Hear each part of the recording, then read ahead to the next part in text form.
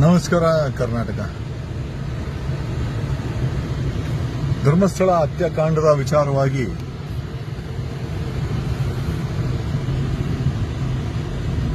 ಕಾಂಗ್ರೆಸ್ ಸರ್ಕಾರ ಸತ್ತವರ ಪರವಾಗಿ ನಿಲ್ಲುತ್ತೆ ಅಂತ ನಾವು ಅನ್ಕೊಂಡಿದ್ವಿ. ಬಟ್ ಕೊಲೆಗಾರರು ನಾನಾ ರೀತಿಯ ಇನ್ಫ್ಲೂಯೆನ್ಸ್ಗಳನ್ನ ಬಳಸಿದ್ರು, ಮಾಧ್ಯಮದವರನ್ನು ಬಳಸಿದ್ರು, ಟ್ರೋಲರ್ಸ್ನ ಬಳಸಿದ್ರು, ಸೋಷಿಯಲ್ ಮೀಡಿಯಾ ಇನ್ಫ್ಲೂಯೆನ್ಸರ್ ಬಳಸಿದ್ರು, ವಿರೋಧ ಪಕ್ಷದವರನ್ನ ಎಲ್ಲರನ್ನೂ ಬೀದಿಗಿಳಿದ್ರು ಕೂಡ ಇದು ಯಾವುದೋ ಮಟ್ಟಕ್ಕೆ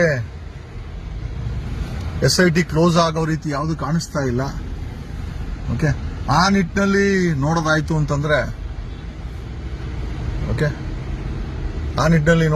ಅಂತಂದ್ರೆ ಈಗ ಎಂಟೈರ್ ಭಾರವನ್ನ ಇವತ್ತು ನೀವು ನೋಡಿರ್ಬೋದು.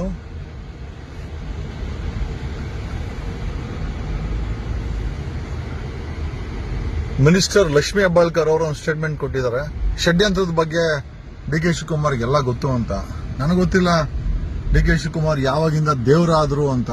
We don't even know. But ಒಂದಂತೂ ನಿಜ, ಸೋಮವಾರ ಇವರು ಹೋಮ್ ಮಿನಿಸ್ಟರ್ಗೆ ರಿಪೋರ್ಟ್ ಕೊಡ್ತೀವಿ ಅಂತ ಹೇಳಿದ್ದಾರೆ. ಸೊ ನನಗಿರುವಂತಹ ಮಾಹಿತಿ ಪ್ರಕಾರ ಕ್ಲೋಸ್ ಮಾಡಕ್ಕೆ